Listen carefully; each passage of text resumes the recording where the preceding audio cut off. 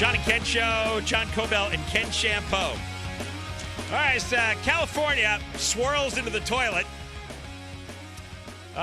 Stockton was the first, the second city to go into the sewer, going bankrupt. This week filing for bankruptcy because they have too much debt. They stupidly, during the housing boom, borrowed $190 million and started building a new city hall. Do you ever need a new city hall, ever? Why don't they do their work in a tent? A new arena, a baseball park, and other stuff. They can't pay back the loans. And they can't make good on all these stupid promises they made to all these miserable public employees who can never be satisfied. And one of the people interviewed in this story is Kathy Miller.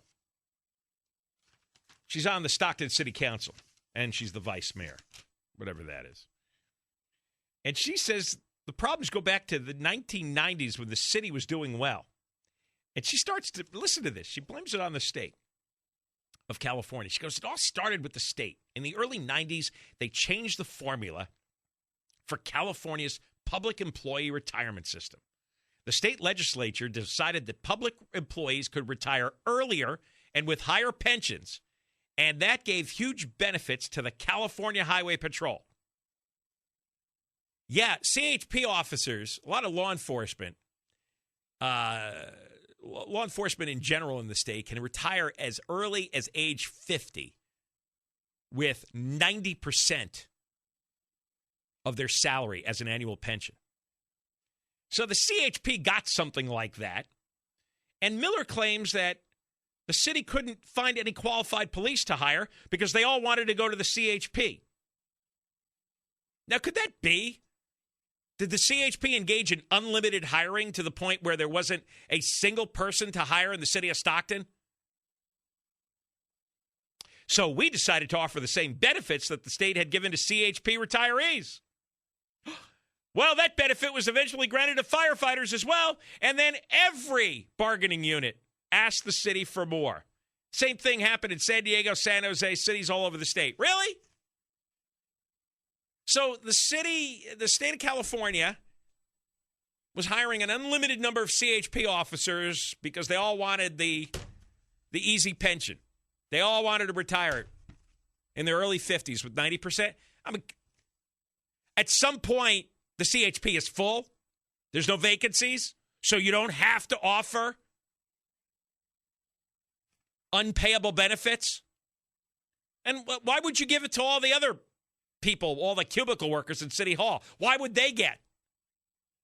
Why'd you just say no? You can't replace the cubicle workers? She claims, as Kathy Miller, that the city council responded as quickly as possible when the economy went south. But with public employees, we were locked into labor agreements. We worked very hard in 2010, but some of the representatives of the public employee unions refused to negotiate. Some even demanded huge raises in salaries and benefits. The clincher, according to Miller, you gotta love when a city's going bankrupt and there's a massive recession that government workers demand increased salaries and benefits. They're insane. I mean, they're mentally deranged. That's all you can say is you have dementia. You are not rooted in reality. So, the clincher, Miller says, when the city agreed back in the 1990s to get this, they granted a lifetime retirement medical benefit to all city employees. See if you have this in your private sector job. This benefit provided retired employees and one of their dependents, one of their children, with medical coverage, no premium, no copay, no deductible. You got free health care, and you never had to pay a premium. You never had to pay a copay, and you were never charged a deductible. You have that? I don't have that. Who has that? Government workers. Gee, why did they go bankrupt? I mean, medical care is only the fastest growing cost in the entire economy. How could a city possibly go bankrupt? And then Miller says the worst part of the whole thing is the city didn't set aside the money to fund the medical benefit. So they promised all the city employees, and seriously, how valuable are retired city employees in cubicles in Stockton? Really? So they get the lifetime medical coverage, and then the stupid idiots on city council don't fund that benefit. They didn't put any money into an account to pay for it. Then they borrowed, apparently it totaled $300 million for all their fancy projects, the new city hall and the arena and the baseball stadium.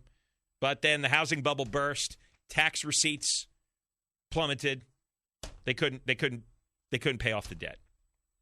And she says there are at least 10 other cities in this state, Los Angeles, that are a half a step behind Stockton. Miller said the council decided this week to eliminate the medical benefit. It's a luxurious benefit that a small group receives, and less than half the cities in California provide it. Nobody's being kicked off the medical plan, but they'll have to start paying for it. What? Government workers will have to pay for their medical benefits? Why, that is unfair. That is cruel and insensitive. Now listen to this stooge, an attorney who represents the Stockton City Employees Association. All right? Here's another, an attorney not accepting reality. He says the decision to file for bankruptcy and eliminate the health care benefit is tragic. You imagine this? It's tragic not to get free health care with no premium, no copay, no deductible. It's tragic not to have that. Well, I guess my family and I are living the tragedy. Aren't we all living the tragedy? It's popular to beat up on public servants these days, but this medical benefit is not as lavish as management describes because the workers who get these benefits have small pensions. They're among the lowest paid of all city workers, and now they have to use a big portion of that pension to pay for health care. I don't care. If you're a city worker and you're low paid, it means you didn't have any talents that the private sector desired. You had no talents. That's why you get low pay. There's no reason to make up for that with wildly expensive, ever-increasing free medical care for you and a dependent for life. Should have reassessed your life a long time ago. And if you people in you government workers, you retired government workers, if you think this isn't going to happen to you eventually, there's a good chance it's going to happen. So this idea, well, I've been promised.